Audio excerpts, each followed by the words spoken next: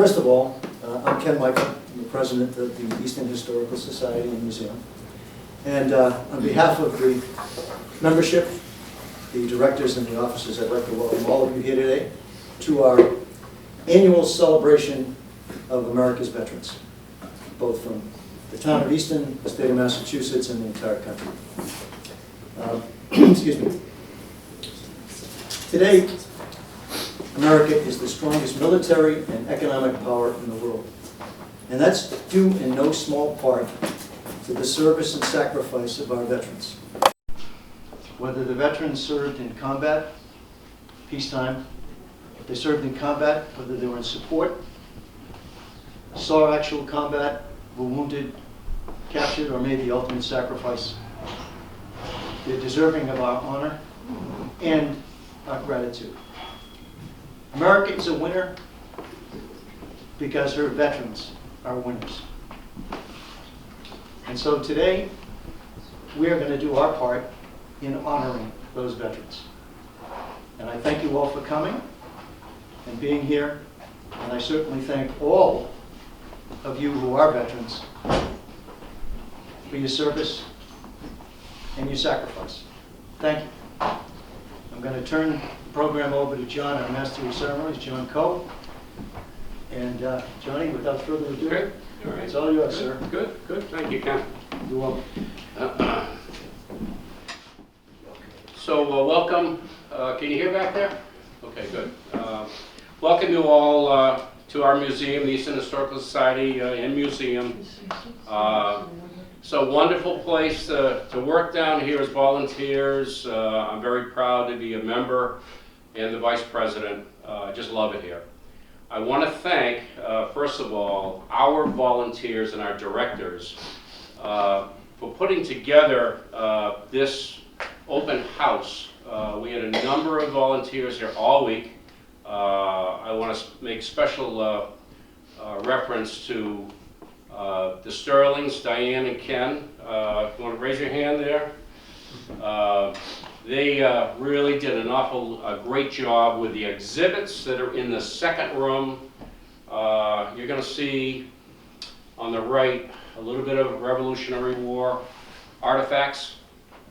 Go to the left, you'll see Civil War.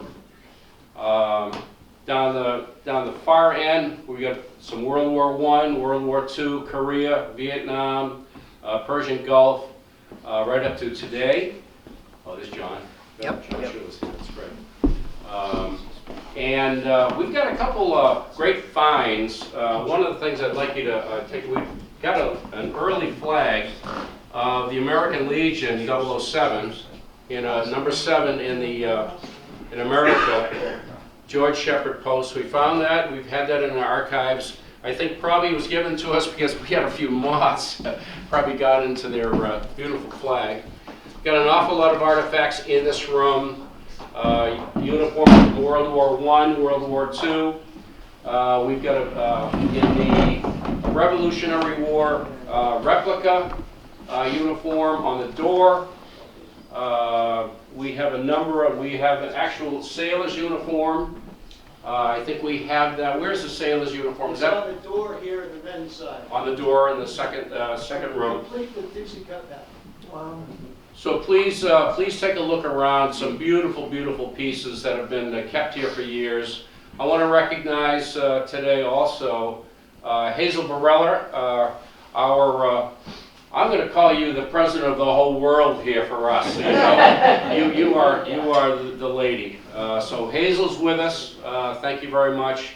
Our directors here. Directors, please raise your hand. Tell everybody who you are here. We've got directors, volunteers all over. Without you, this never happens. And without you, the members that make some great, great donations here, we wouldn't be open if it wasn't for you. So I want to thank everybody today. We've got an exciting day.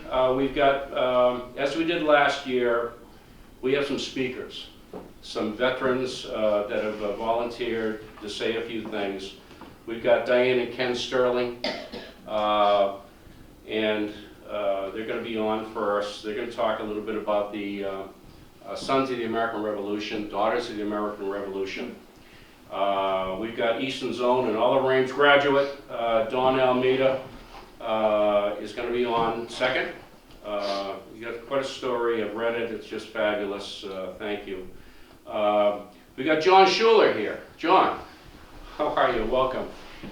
John, when Elizabeth Riley gave me John's name, I go, is that the John Schuler, the music director at Oliver Ames when I was at Oliver Ames? And sure it is. Sure it is. So very proud to have John with us. I've got a couple of folks that could not be here. Teresa Padeco-Poole is the ex-commander of the American Legion, cannot make it today. We've got Steve Shaw, the commander of the VFW, recently underwent some heart surgery recently. So I'm sorry to say he's not going to be here. So the volunteer speakers, I just want to talk one thing, and I'm going to take it over to the speakers. And by the way, Elizabeth Riley is going to speak right here, and thank you. She spoke last year. It was wonderful. And for all the veterans here, I want to thank you for coming as well. And I see an awful lot. I know an awful lot of you are veterans here, and but thank you all, and this is all for you today. I do want to speak about an artifact that we do have in our collection. We've got and I've seen it before, and I wonder what's this all about. And this is a Civil War sword, and I think, hang on to that one because it came off before, it's broken at the end. And it's super glue, little super glue. A Lieutenant A. Tilden, Company C, 26th Regiment, Massachusetts Regiment. And I went on a nice search and a dive on Albert. And you can hold that for me, please. Sure. Just take it easy. If I don't speak well, please don't hit me with that. Don't hurt yourself. So, did a deep dive on Albert. And Albert was a lieutenant. And in the history of Chaffin, Easton History Volume 1, it's right in there. Page 543, he's mentioned an awful lot in the Civil War chapters. But it was a very sad piece that I found about Albert. He was actually in the Battle of Cedar Creek, which was in the Shenandoah campaign, late in the Civil War, 1864. Cedar Creek went before we actually won the General Sheridan was the general then, and actually won that battle later on, the Shenandoah campaign. But the first part of that was Cedar Creek. The Union soldiers got run over, basically, by the rebels. And I want to just read a passage here.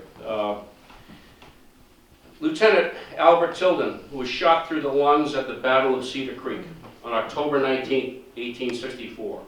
He lay on the battlefield until late in the afternoon while it was in possession of the rebels, and was then found stripped of everything but his underclothing.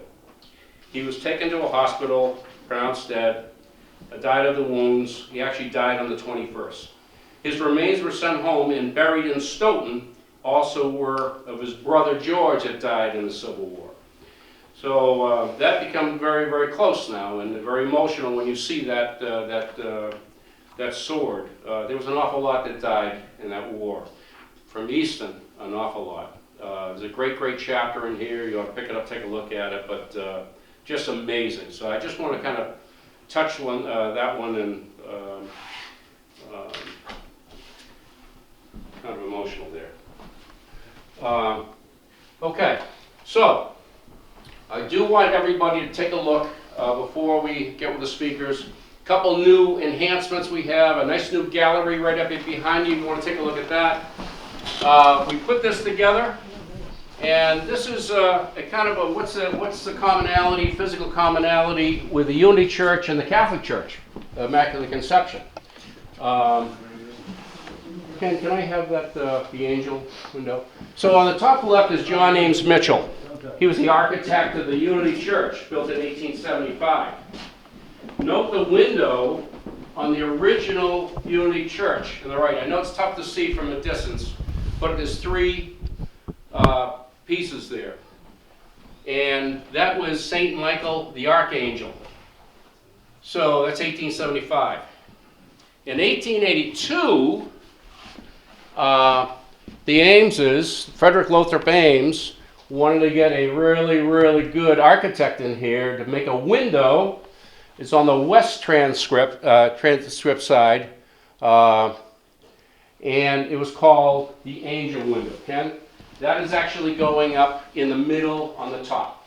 So on the west side is Angel Window. At the time, Lafarge is world-renowned. They said this was one of his best pieces ever, worldwide, on the west side.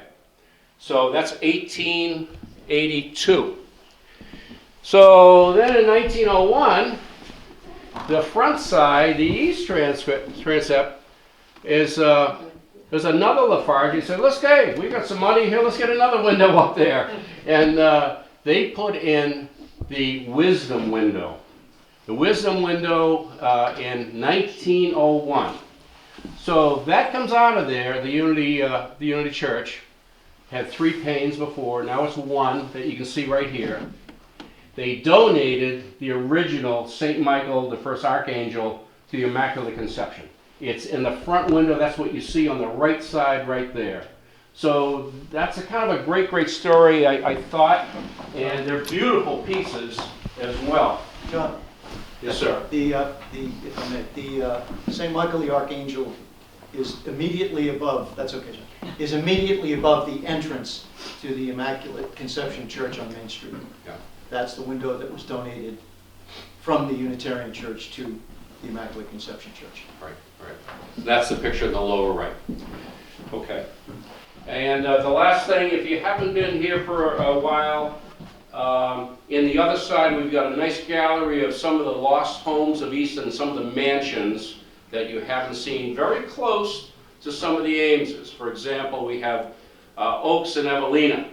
Well, Oaks lived right over here next to Unity Close, and old Oliver lived in behind, and that house is gone. So that picture is up there, beautiful. We get a lot of questions today, people coming over from the Governor Ames estate. They come in here and say, where is it? Is it that wooden house there? Is that the Governor Ames? No, it's not. That was replaced. The first one, and we have the picture of it up there, right by the good governor. So please take a look there. We've really tried to work hard at getting things changed over here. So without further ado, and I think you want to hear me anymore. So Diane and Ken Sterling, come on down.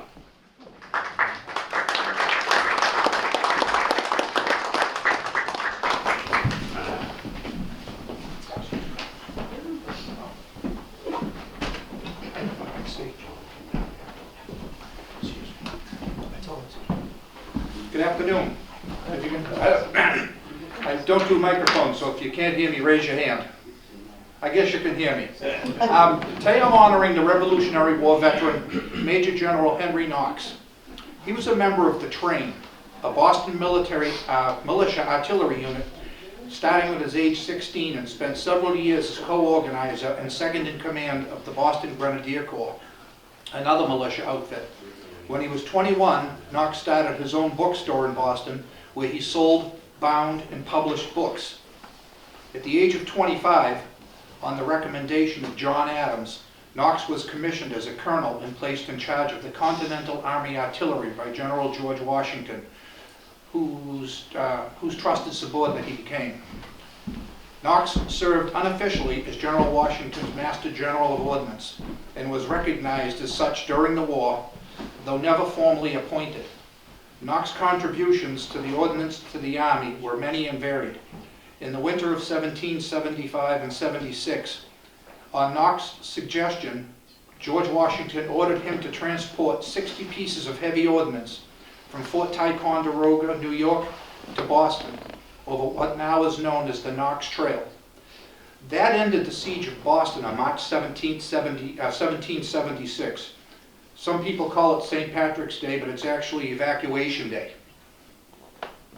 He directed the crossing of the Delaware River by the Continental Army during its attack on Trenton, New Jersey. Captured 1,200 prisoners. For this exploit, he was promoted to Brigadier General at the age of 27. Wow. He proposed and constructed the Springfield Arsenal in 1777, and in 1779 he proposed the establishment of the first military academy.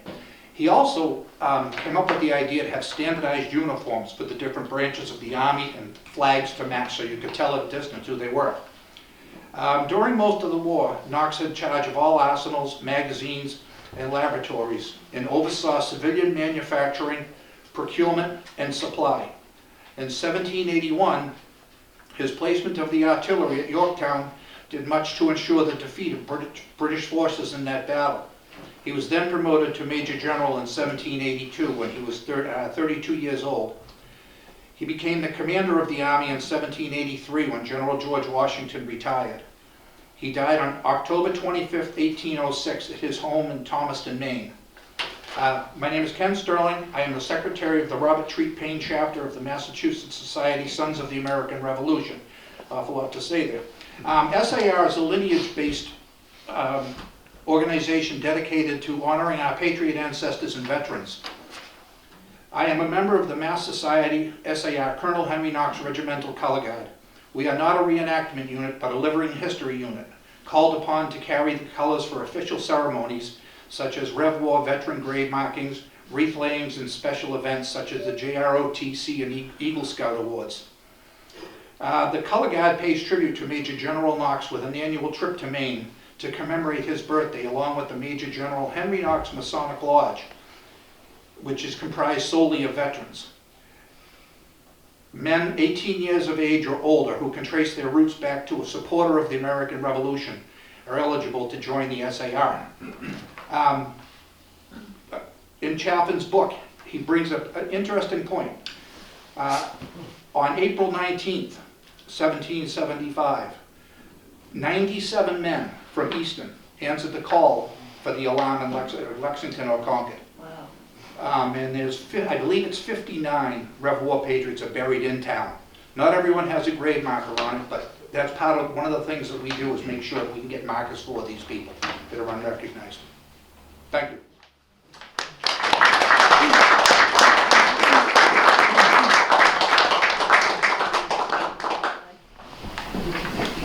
Good afternoon. Good afternoon. I'm a member of the Deborah Sampson chapter, Daughters of the American Revolution. Deborah Sampson, in 1782, after one unsuccessful attempt, disguised herself in men's clothing and enlisted in the Continental Army under the name Robert Shirley. Mustered on 23 May in Worcester, Sampson was deployed to the Hudson Valley, where she saw action as a light infantryman and was wounded twice. Her masquerade was uncovered while being treated for a near-fatal fever in Philadelphia, but she received an honorable discharge from General Henry Knox in October of 1783. DAR is a lineage-based service organization dedicated to promoting patriotism, preserving American history, and securing America's future through better education for children. We volunteer countless hours to honor and support our veterans past and present. If you're a woman 18 years of age or older, love genealogy, and think you can trace your roots back to the American Revolution, consider joining DAR. When John asked us if we wanted to speak today, I said, again? But we're not veterans, you know. And he said, talk about your organizations. Can't you see him doing that? Yeah. Okay, we could do that. Our organizations are not just lineage organizations, we are service organizations. And a large part of our mission is to support veterans in active duty military. Deborah Sampson chapter is again sponsoring wreaths at the Washington Street Cemetery in Easton for Wreaths Across America, and supporting several veterans' families through the Brockton VA with Christmases for Kids. We are also raising funds for Semper Canine, which trains rescue dogs to be service dogs, and we are coordinating with the Abington Veterans Agent for the Giving Tree at the Abington Town Hall, which supports veterans in need. April 19th, 2025 will be the 250th anniversary of the battles of Lexington and Concord. As part of our tribute to Easton's 300th birthday and America 250, The Easton Historical Society and the Deborah Sampson Chapter DAR will be hosting an open house on April 13th as we celebrate Easton and the American Revolution. Please join us and bring the kids. Our grandson Finley was going to present with us today. Flight Finley. He gets around. But to bring him to a lot of things he can't make. But he was unable to attend. He is the America 250 chairman for the Massachusetts Society Children of the American Revolution and the Old North Bridge Society, where he also serves as chaplain. CAR is a patriotic youth organization open to anyone under the age of 22 who is lineally descended from an individual who provided military or civil service to the cause of independence during the American Revolution. Thank you. CAR trains good citizens, develops leaders, and promotes love of the United States of America and its heritage among young people. Finn is 8 years old, having been a member since he was 4. I wish he was here. Prior to Veterans Day, Finley Society attended an honor flight send-off at Logan Airport. Honor Flight New England, through generous donations, transports our heroes to Washington, D.C. to visit and reflect at their memorials at no cost to the veteran. I will read you an article he submitted to the Society newsletter and share some pictures. You can just hold them. It's a small one. Figure out how to hold him. Honor Flight New England, September 15th, 2024. Very early on a Sunday morning, the Old North Bridge Society joined DAR and SAR for a patriotic send-off for some military veterans. We made posters and carried American flags to give them a proper farewell for their honor flight.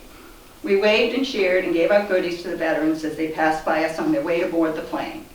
The veterans all seemed very proud and happy to be there. We met up with some comfort dogs at the send-off too. They were so friendly and well behaved. Their handlers even let us pet them. It was a very good day. The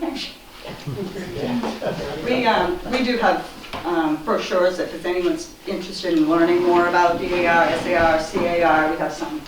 We'll be happy to talk to you afterwards. Thank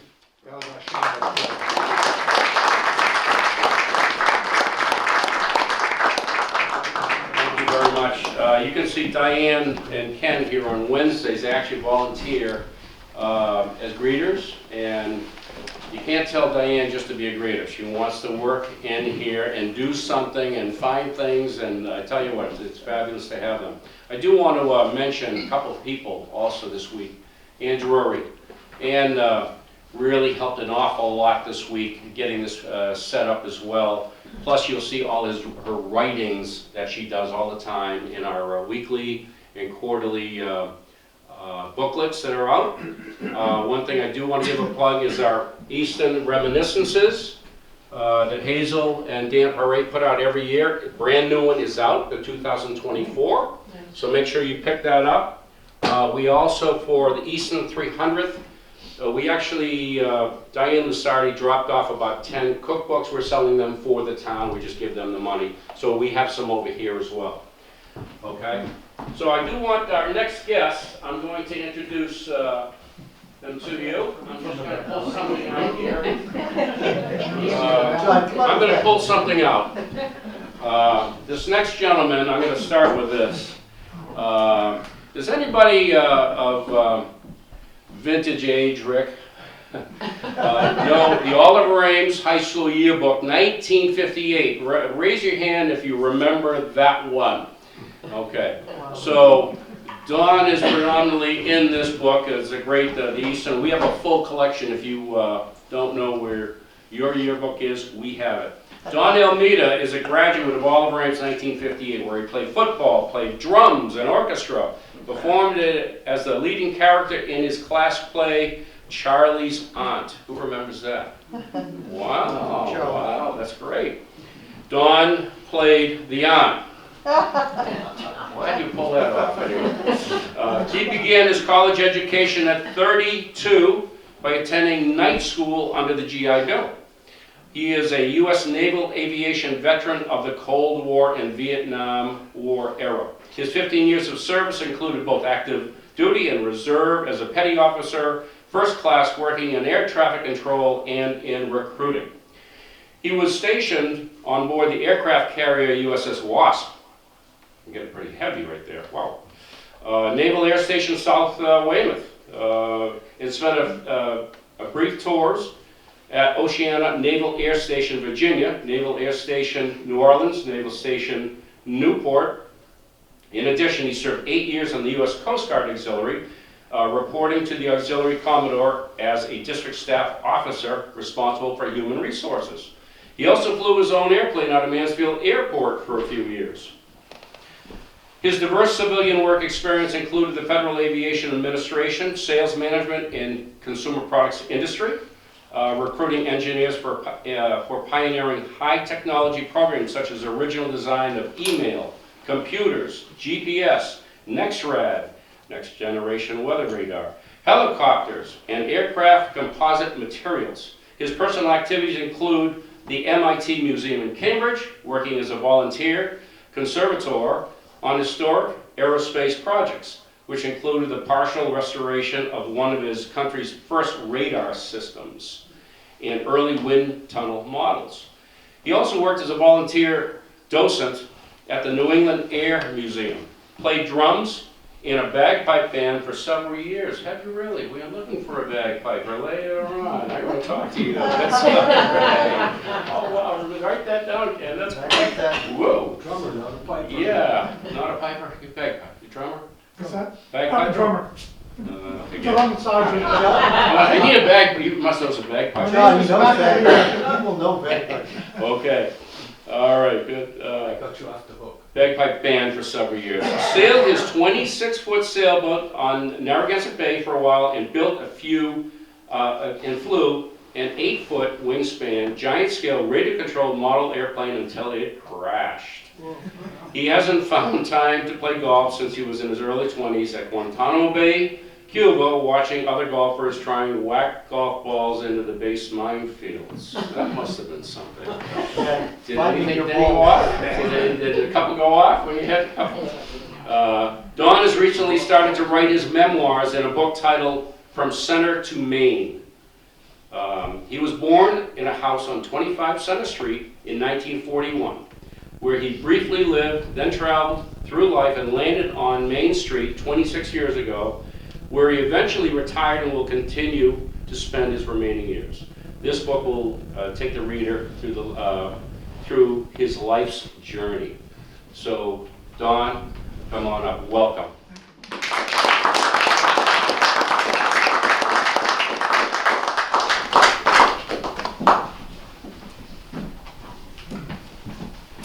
Thank you, John. My pleasure.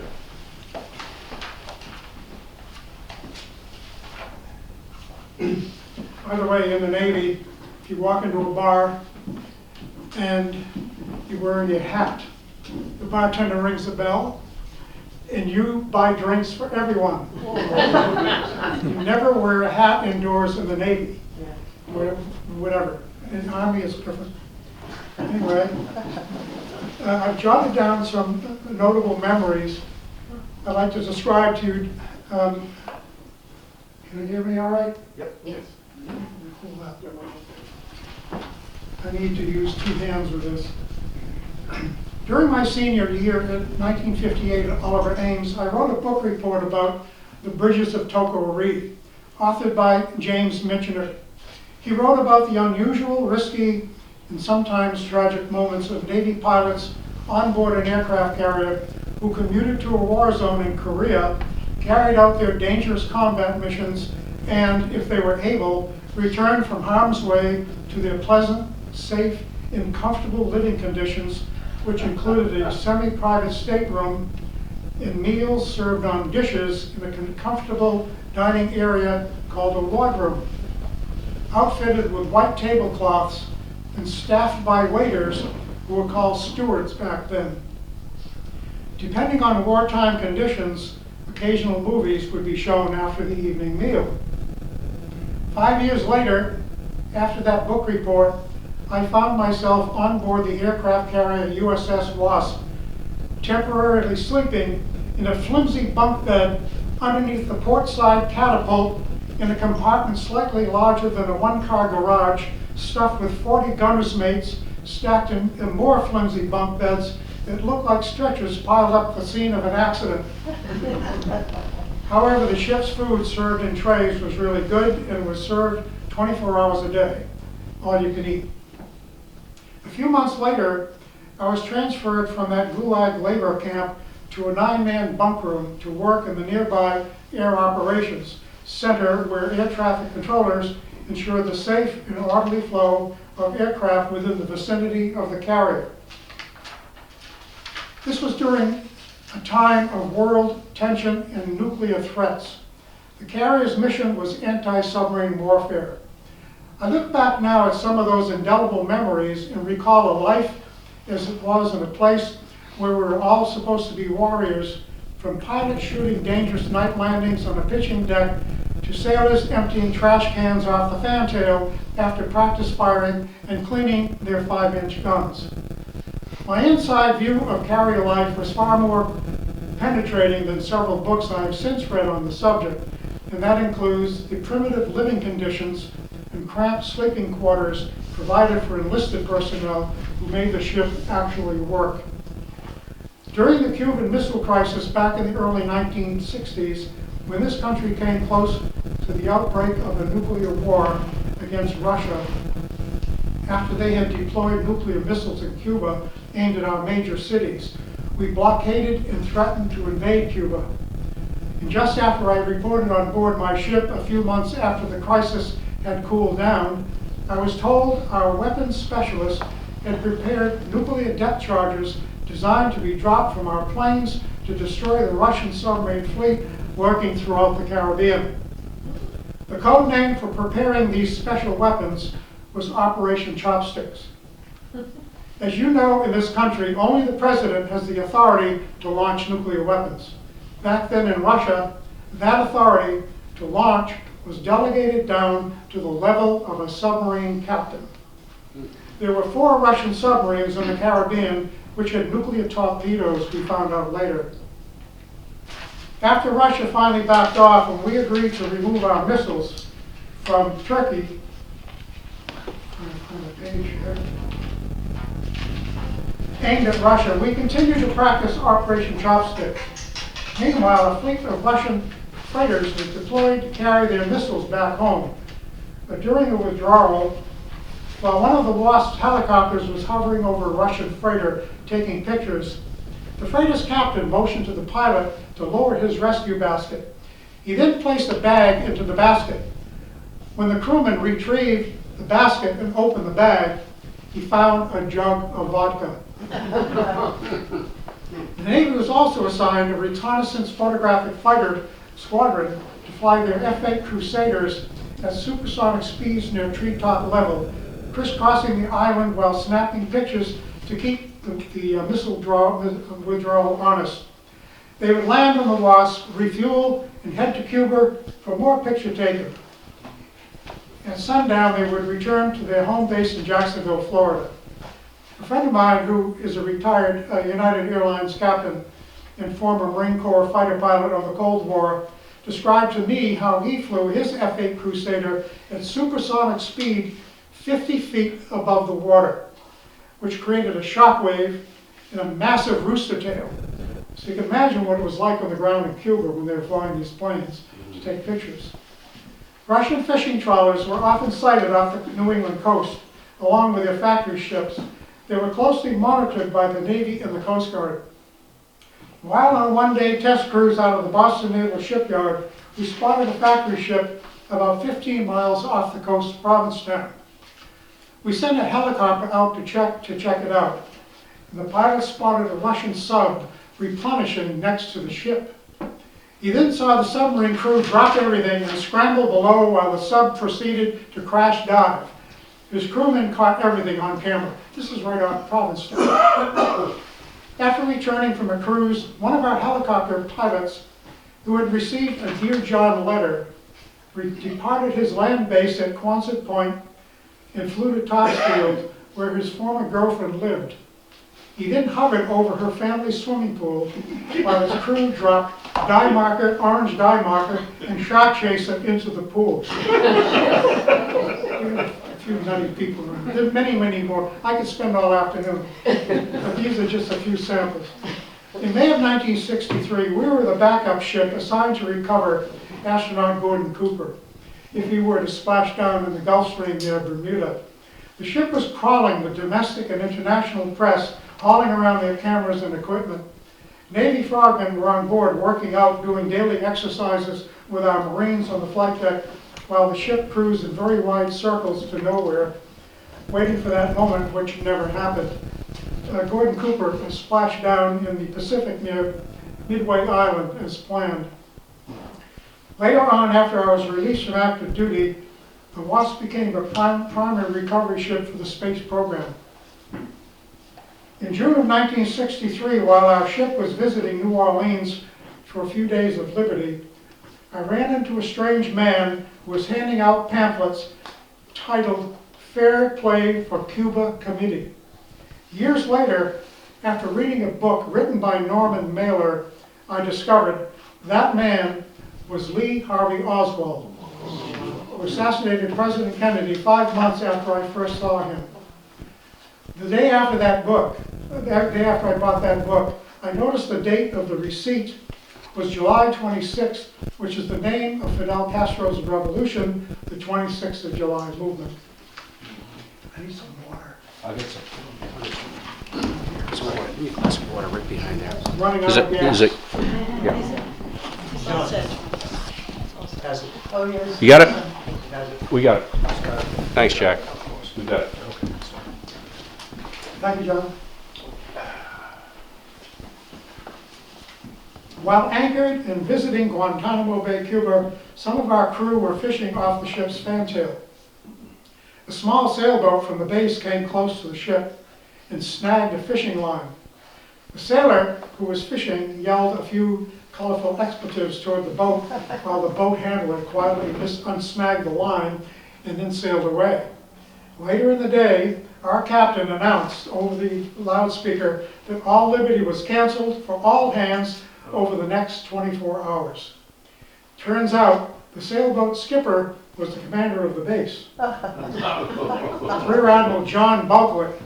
And John Buckley was also the skipper of the PT boat that evacuated General MacArthur from the Philippines during World War II, and then was awarded the Medal of Honor for his efforts.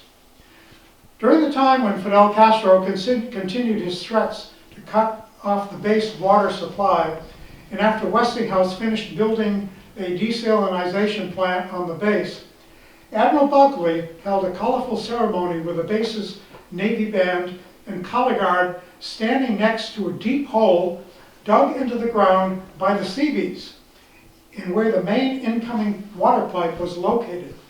He then personally cut off the water supply. During September 1964, if I can find my page here, 1964, while on a NATO cruise in the North Atlantic heading for the Mediterranean, we were stuck for 5 days in a hurricane named Ethel. We then moved on to practice war games with NATO ships while being monitored and sometimes harassed by Russian airplanes. Occasionally, Russian aircraft would cruise at 200 feet at 300 knots through our operating area.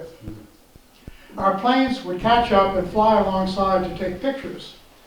We worked closely with the aircraft carrier Independence amidst those war games, while often manning our battle stations during general quarters.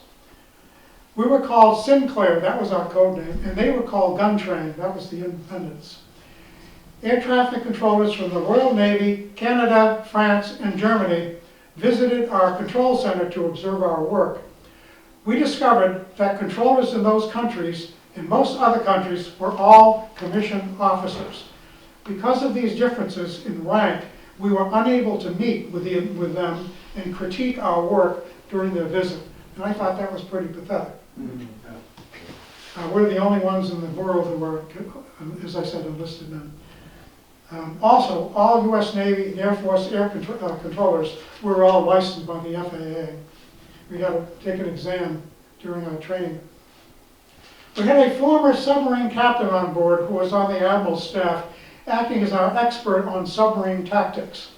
He had family living on a farm in rural Ireland near the west coast, which is a very rural area. While cruising in that area, he donned his dress blue uniform, complete with several ribbons, and climbed aboard a helicopter which flew him to the farm for a surprise visit. You could imagine the looks on their faces when he arrived from the sky out of nowhere. While in the Mediterranean, our planes flew at exceptionally low altitudes during their missions to electronically search for submarine activity. Occasionally, they would overfly the island of Sainte Marguerite off the coast of Cannes, France, to buzz a nudist colony. This was the island made famous in the book The Man in the Iron Mask. Navy's a lot of fun, I'll tell you. My job on the ship was to provide information on a status board for our pilots, which included weather, current density altitude for helicopters, a bingo airport, where our pilots could land in case of an emergency, and any other data related to our operating area.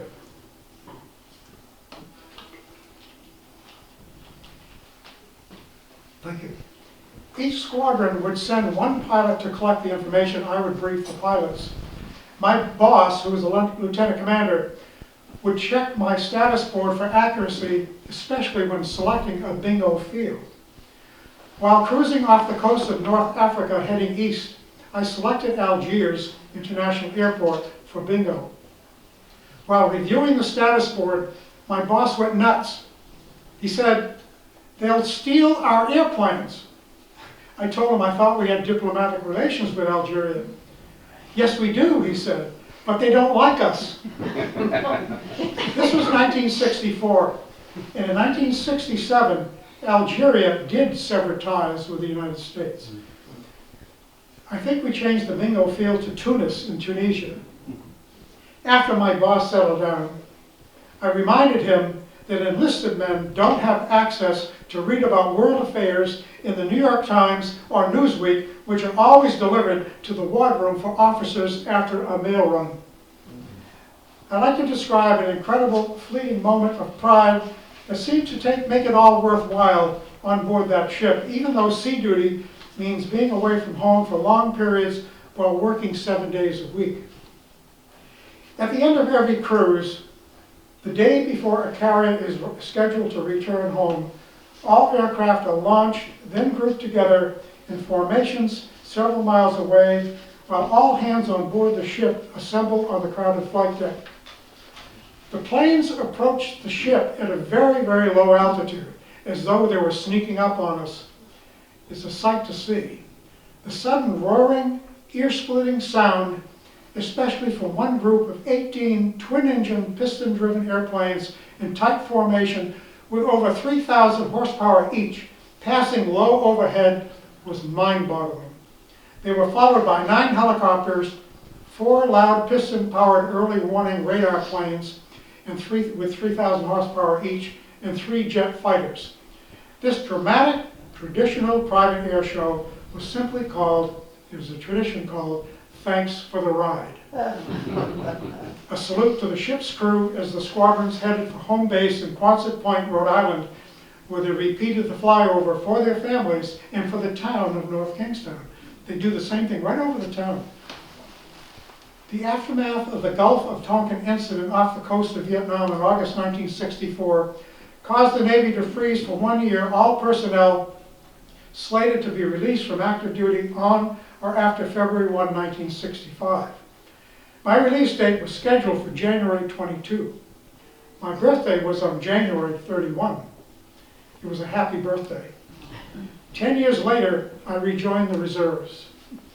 While working full-time in recruiting at South Weymouth in the late 1970s, I did some free radio advertising through public service announcements on radio station WHDH.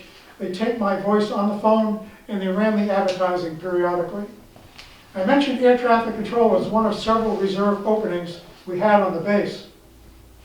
I then received a phone call from a regional FAA manager inquiring about opportunities for his son.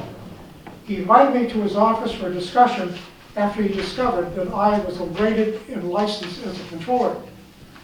So we met and talked, about my working for his region, and he described how I needed to go through the necessary paperwork, including a civil service exam. He was recruiting the recruiter. He had some openings in an area called Flight Service at Logan Airport. I was hired, attended the mandatory FAA Academy in Oklahoma City, finished the program, and then decided working for the FAA was not for me. A strike was looming that could shut the country down, and I didn't need that, as you can imagine.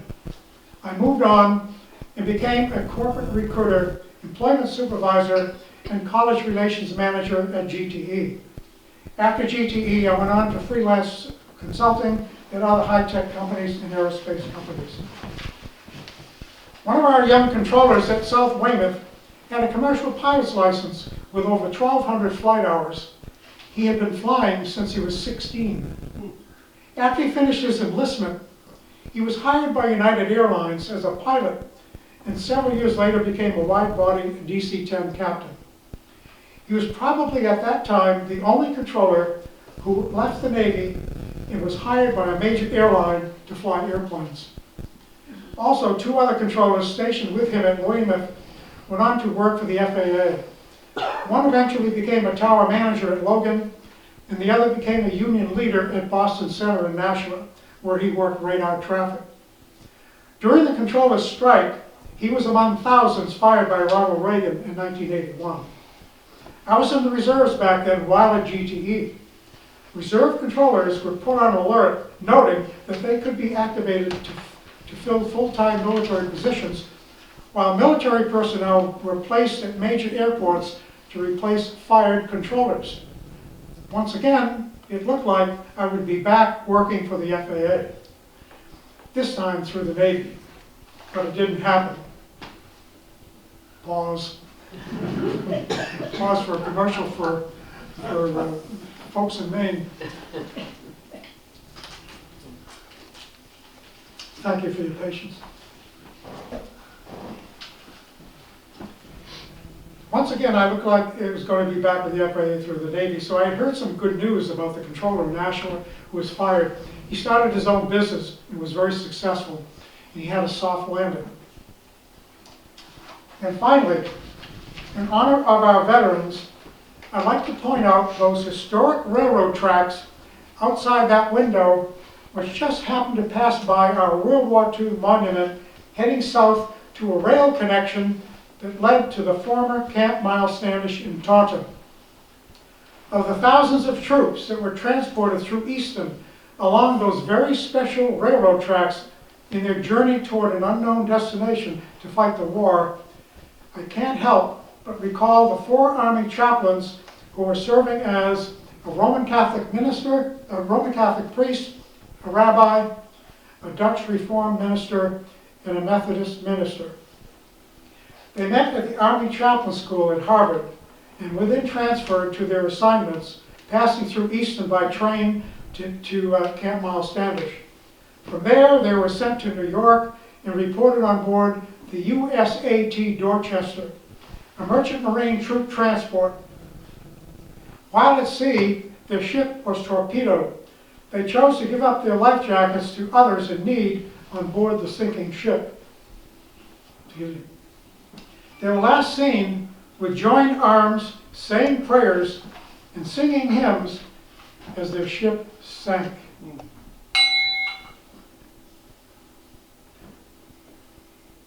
Their names are the Reverend George Lansing Fox, Rabbi Alexander David Good, the Reverend Clark Vandesal Poling, the Reverend John Patrick Washington. Oh, hear us when we cry to thee for those in peril on the sea.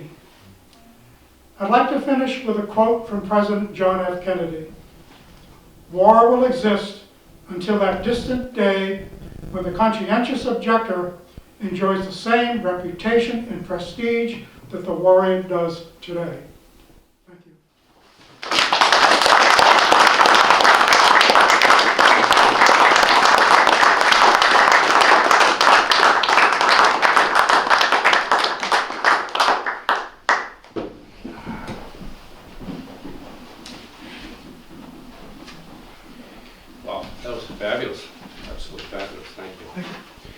Okay, so we've got next on the list, Mr. John Schuler. Where are you, Mr. Schuler? Come on up. Welcome, Mr. Schuler.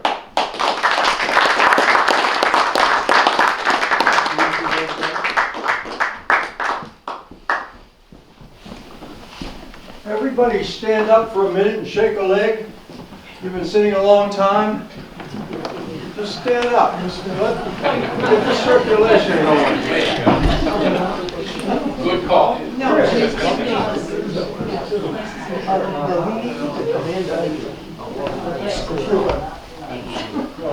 We're giving you a standing. Oh, really? Oh, that's why I did it! Play the trumpet. I was told I'd be sitting with a group of people and we'd all be chit-chatting about one thing or another. I didn't know I was going to have to stand up and speak. So I warn you, if I go too long, I want to see a hook. You got the hook? Give me off the okay, you got the hook. Take as long as you want, John. Don't use the wrong end. I graduated from Norwood High School in '54, and my counselor said I should be an engineer. And I applied for an NROTC program at Holy Cross, and I didn't make it.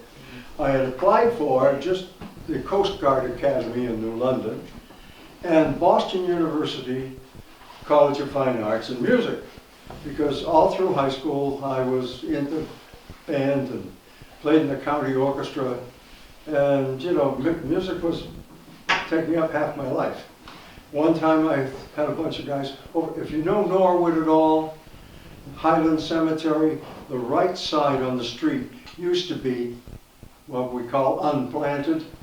It was about 10 of us would play football up there after school all fall, and with no protection, no helmets, no. And we all thought we could beat the high school team because they lost all their games in those days. And my father said, if you ever get hit in the mouth, you won't play that horn again.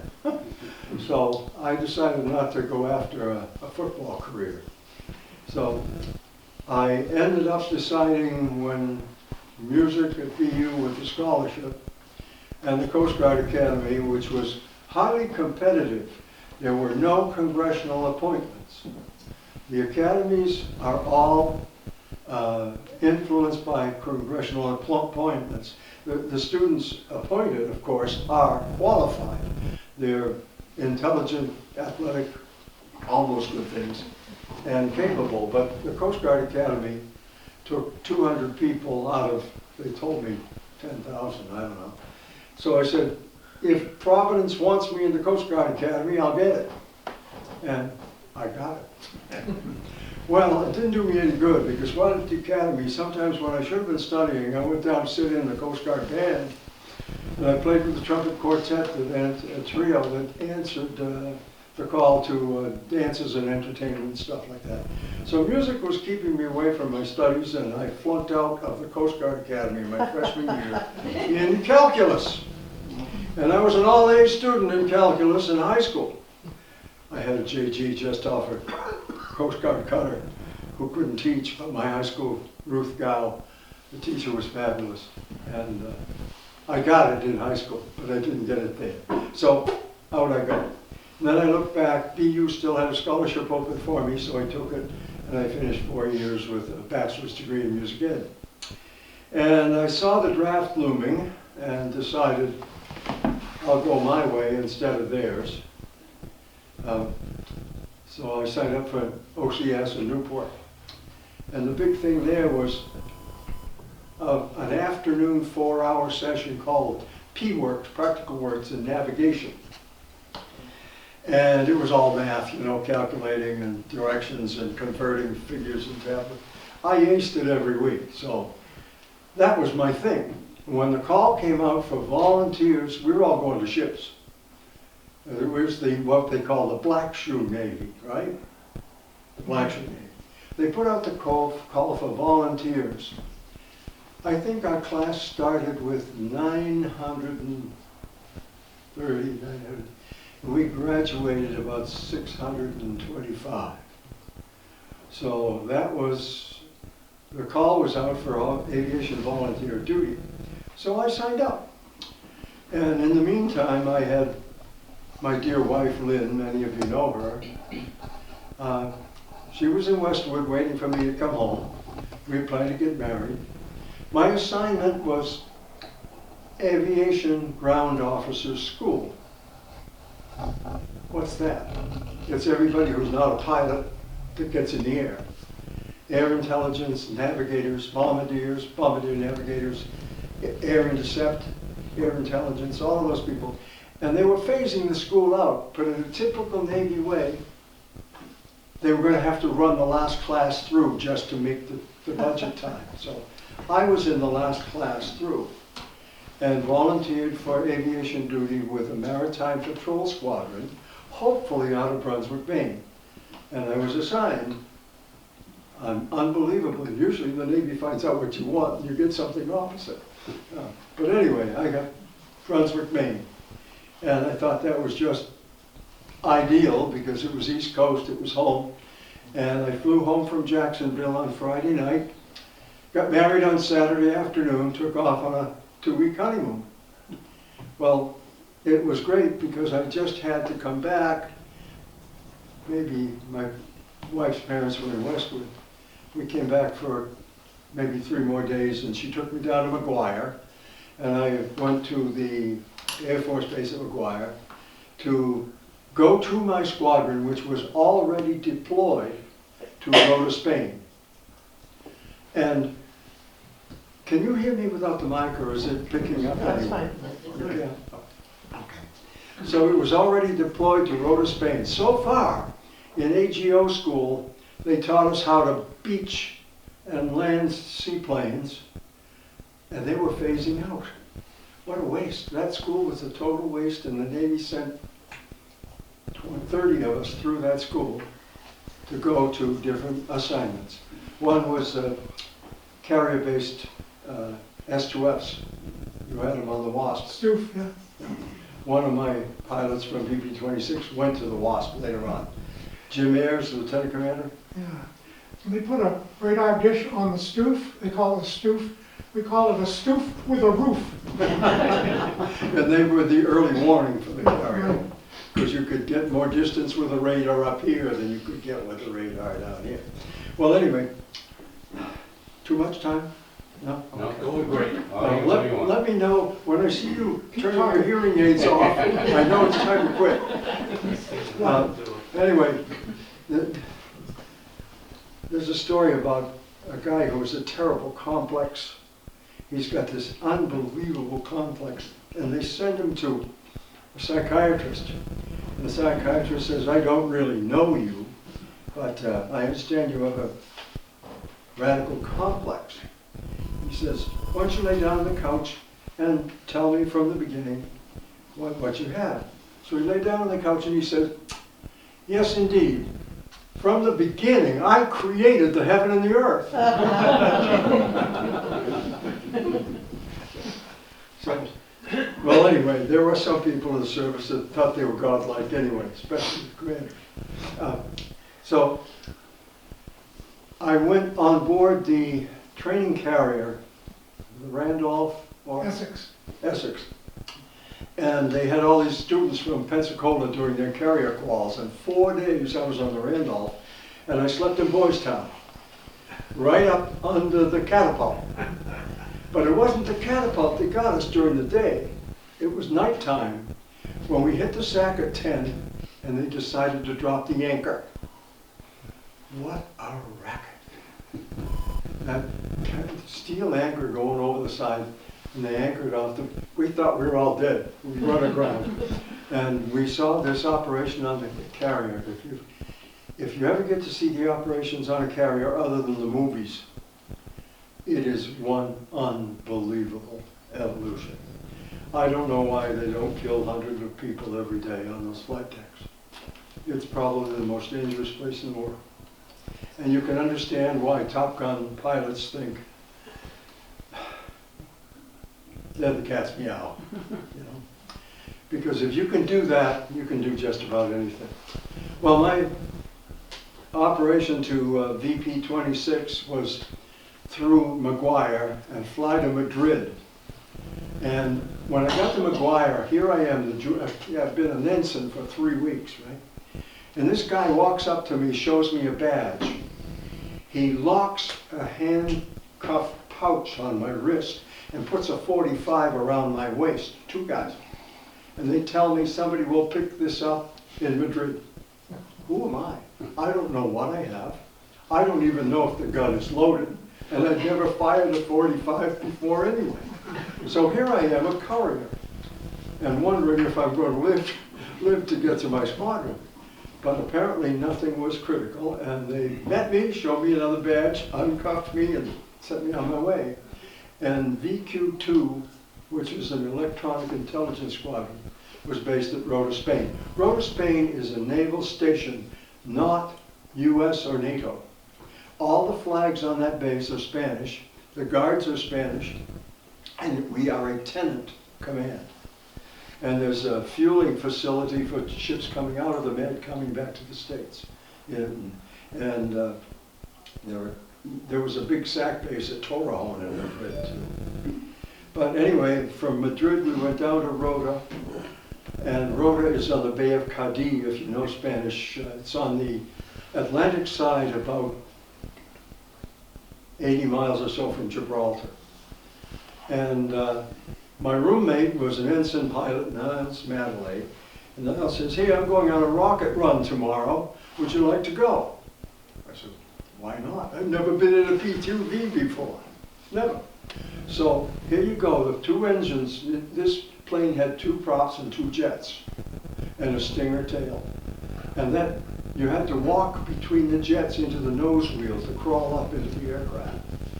It was a non-pressurized aircraft, that is 10,000 feet below, whereas the P3 and the P8, the other maritime patrol planes, are all pressurized for high altitude.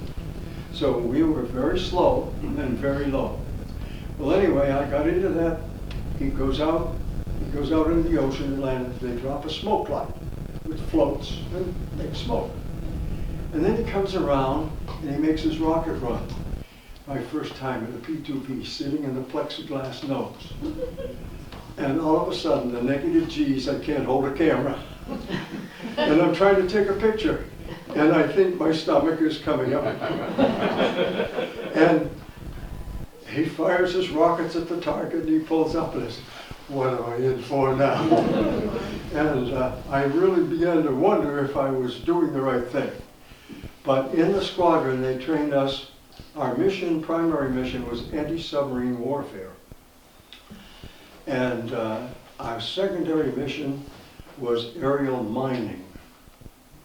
And that's what we ended up doing. I came home to a quiet 1960, what was it? 60, 61.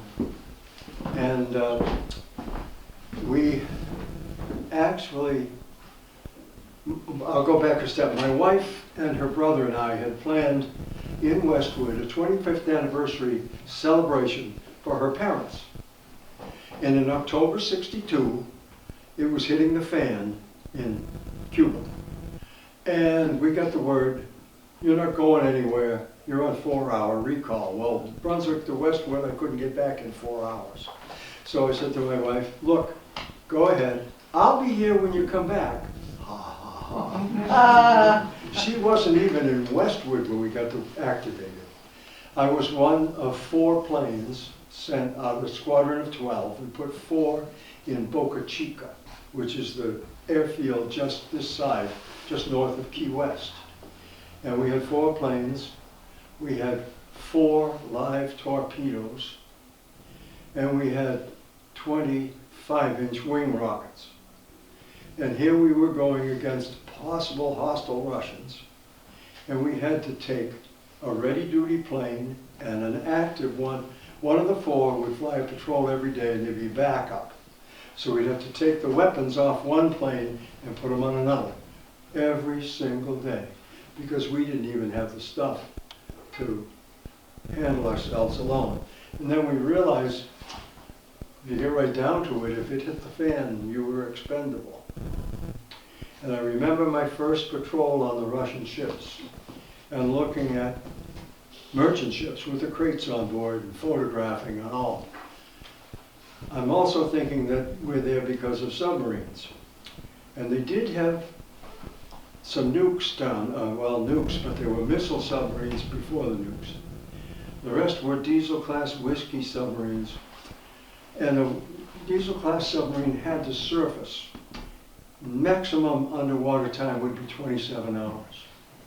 You know the destroyer down at Battleship Cove, the J.P. Kennedy? It held a Russian whiskey-class submarine in Cuban waters trying to evade for 27 hours. That was a major accomplishment for a single destroyer. But we were out there taking pictures and keeping our fingers crossed that Kennedy found a way out of this.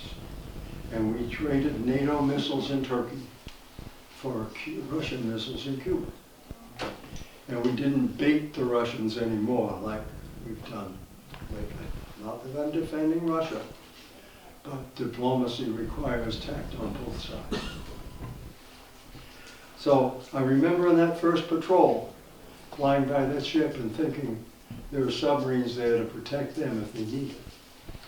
And we'd have to go after that submarine. And I'm thinking there's 90 guys in that submarine that don't want to be there any more than I do. They'd like to be home with their families just like I would. And you think twice. But you might have to do something you don't want to do.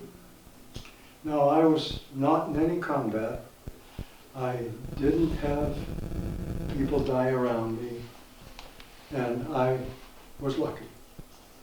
And came back, got off active duty in August 23, went to teach in East Bridgewater for 5 years, came to Easton in '68, and you're stuck with me ever since.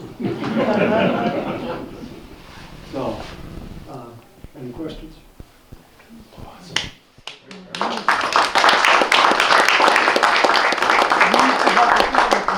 At the recruiting office, you pitched in and helped us out a few times. I did? Right, if you did. Okay. We thank you for that. You're welcome. I went to the reserve. This was crazy. I got off the fleet, out of the fleet, August 23rd.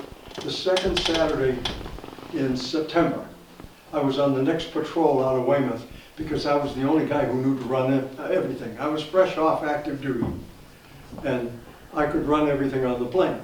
So for the next year, I'm on every patrol once a month, and they did every weekend because they had set up the reserves in like 3 units in 3 different weekends. And that's what kept them using the 6 or 8 planes that they had there. And they were the old P2V5s, they were not the 7s in the fleet. And this is the way we went out and trying to keep those things operational, the reserves and the people at South Weymouth, they couldn't get parts for anything. And when I was on active duty and we had to do the weekend patrol because the reserves didn't make it, we used to say, doggone those reserves, what a waste they are. And then I realized after I got there how hard they worked to try and get broken down overage aircraft in the air. And that was it. I got a lot more stories, but I'll try to post. Thank you, John. Get up a minute and shake the leg.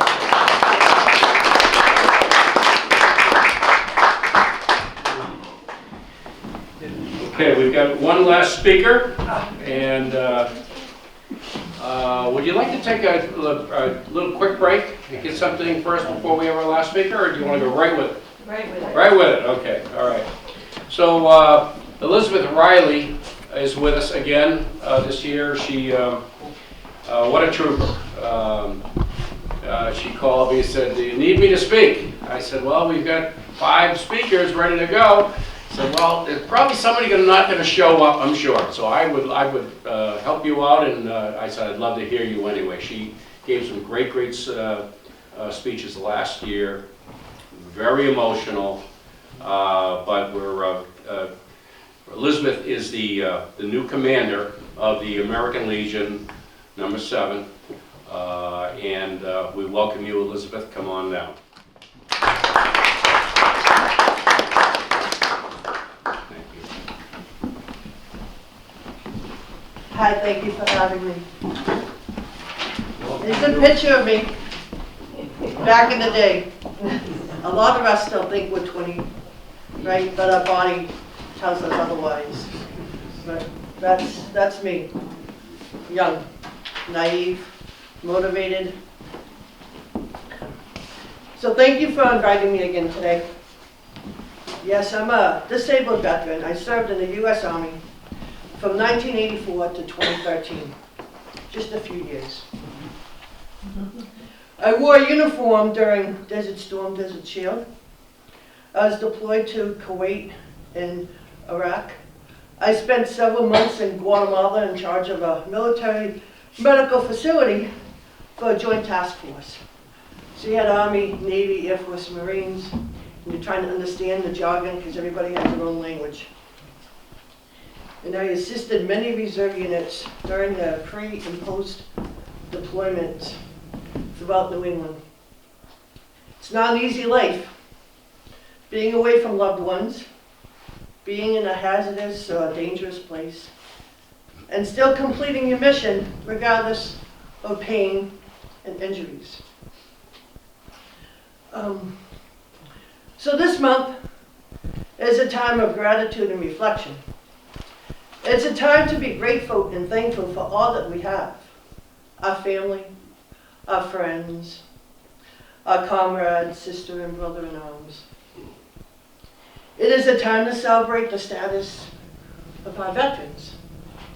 And I hope many of us veterans embraced that special day and felt proud of what we did, and above all, felt acknowledged and appreciated by others for our service to this country.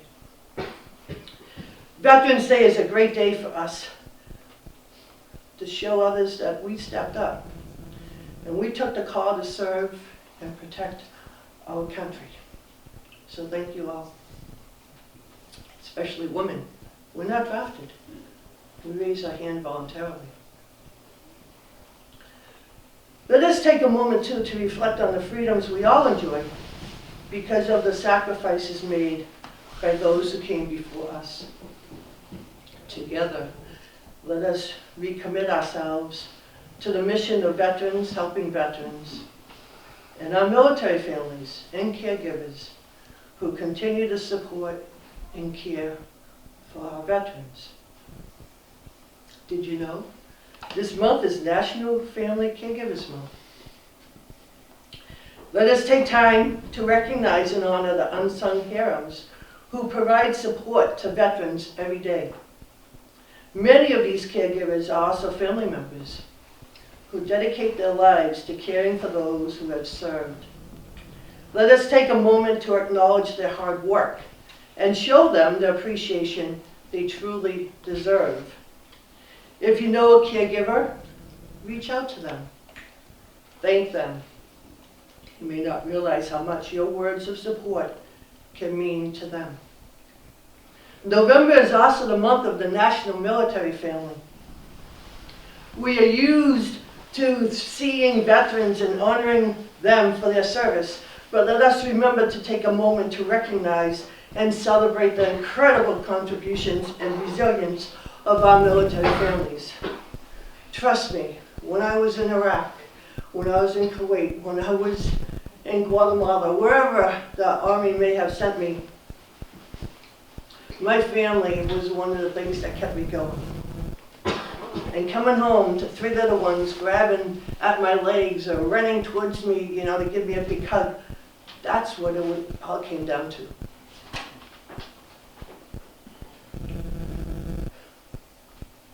So we are used to seeing the veterans honored for the service, but behind every veteran, there is a family providing support and facing unique challenges. And finally, as we spend the month appreciating all that we have and counting our many blessings, please take a moment to think of those veterans, our family, our friends, our neighbors, who are alone, who are recovering from an illness or a loss, or who would greatly benefit from a call from us. Reach out, connect with someone. You can create a great day for someone just with a simple phone call or card letting them know that you're thinking of them. Simple acts of kindness are anything but simple for those on the receiving end. Be someone's light. Brighten up someone's day with a call, a card, or coffee. Let us not be worried this holiday season about counting our calories, but rather counting how many people are at the table with us, enjoying a great meal together. So, as John said, I'm the commander of the Post 7. This is my second year serving as their commander. And with any organization, since COVID, we're aging out. And I'm one of the younger ones. I want to have a place to go to in 5 years, 10 years, maybe 20 years. But we can't do it without making sure that our post sticks around. Or I'm also the past commander of my Disabled American Veterans chapter in Taunton. I try to keep busy. But again, if you know of a family member, a neighbor, a friend who's a veteran, please let them know that the Post 7 here in Easton welcomes them. If they have any questions about the Post, please, you can give them my name. Yes. Question, have they ever considered recruiting or inviting people to join who are non-veterans and become associate members or Friends of the Legion? Well, I know most organizations, military service organizations, have auxiliary units. And auxiliary units primarily were created because back in the day when individuals came back from war, they would join a military service organization and their spouses will go with them. And the spouses will be in one room talking amongst themselves while the men were in the other room talking about their various assignments and experiences. And that's how the auxiliary came to be. And the auxiliary supports the post, or the auxiliary supports the chapters, depending on what the military service organization is. So, right now, the post does not have an auxiliary. The Disabled American Veterans in Taunton does have an auxiliary, and the average age right now is like 28. I kind of blindsided 3 of my children, and they're all officers, and the commander is only 30. So, you know, it's nice to have young blood, young ideas. Military service organizations are nonprofit. We receive our funds through donations. Whether it's the puppy drive, with Disabled American Veterans, it's called the Forget Me Not Drive. Funds that come to us during the year, that's what we use to help our fellow veterans in the greater area. For example, Post 7, we use our funds to provide scholarships to high school seniors. We support the junior and the senior baseball leagues. We support the Boys State and the Girls State every year. We also support the Child Welfare Foundation. So the military families or children in need, we provide them with support. None of the money that comes in is for us. We support our veterans and military families in Easton and in the surrounding areas. So your support, again, whether you're a veteran, whether you're a family member, a caregiver, or just a friend who wants to, you know, be there and support us. Thank you. Thank you all, because as a veteran, when I was deployed, it was a nice feeling knowing that my family back home was supported. Having a husband with 3 little girls, it was nice that I could reach out to friends and say, could you help them out with 3 little girls? So no one reassuring me, giving peace of mind, knowing that my husband was taken care of because of the support of his community. So I thank every one of you, and please continue to support your veterans. Say thank you to a family member, thank you to a caregiver. We're all in it together. Right, some of us may not be able to serve, some of us might not have been able to serve in the past. But you know what? Our heart's in it, and we're there for each other, and that's what it comes down to. So thank you very much for having me today. Thank you so much.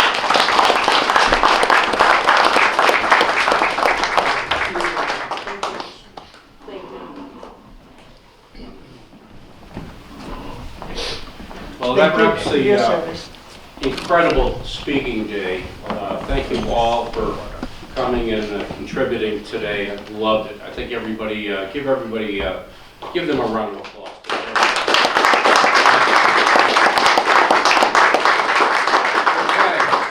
Okay, we've got some great refreshments back there, and I've been the only one eating them, so you can get back there and have some drinks, please, and visit all our beautiful museum here, and we're open until 4:30, so walk around. Thank you very much for coming.